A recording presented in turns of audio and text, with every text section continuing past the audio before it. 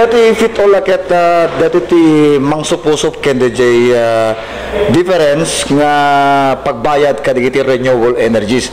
Kasi digiti renewable energies aming nga parto da kuryente aket ilako da iti wholesale electricity spot market.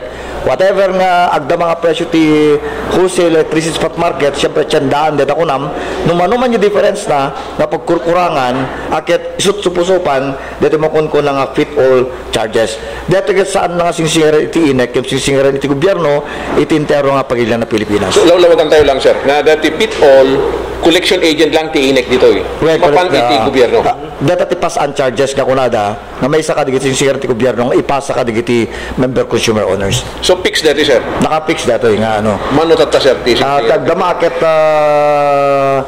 ma 0.093 lang dito nakurang pa nga piso per kilowatt hour. So basar dayay magastar nga kuryente ti maysa nga member consumer iti masingirmet nga pitol. Masingir per kilowatt hour ngamin dati no ka. Isingir da kaligiti member consumer owners. Okay, mabalin naman sa mano digit pitol from the original price. Awang kanyak to data na. Ngayon dati ngamin ket variable dito Robert ag bumaba iti adda nga singir iti gobyerno. Check nang ken dati fit all charges. Okay. So diti present nga ano bebeyadan ti member consumer owners kada ti bayad ti kuryente diti inek. So dakkel nga nagadyasan na diti fit all kontres. Hamet ket di nga dakkel nga rason nga nagadyasan na dito. Angem nowen ken mabalin na ket may cut ko ba? Nowen ken mabalin in my own point of view agem dati metaket may nga rason iti gobyerno takuna day di ko aket to encourage more of this kind of energies, renewable energies, to encourage more digit investor nga agpatak der iti kasto nga pinagpartot iti klase iti kuryente. Okay.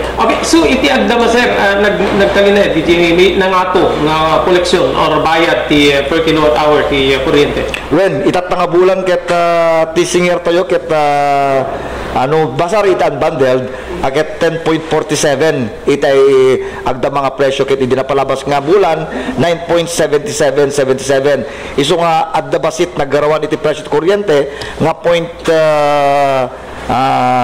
jakpaget mabasa dati na point apo jak una mabasa 0.72 centavos dati ada naggarawan iti presyo kuryente ang dati naggarawan na ket gapo iti generation charge dati generation charge po dati ginatang tayo kuryente manipod iti San Miguel Energy Corporation ken kastamet dati alayan tayo sa kabasit iti wholesale electricity spot market iti biang iti NGCP no ang payad bayadan tayo iti NGCP dati piningidaro na talagatan tayo nga kuryente aket saan nangimato no diket di adda naglakan na basit iti biang iti NGCP so dati laing generation charge ti naggarawan ti presyo kuryente nga mato sa kabasit iti presyo na itatanga bulan.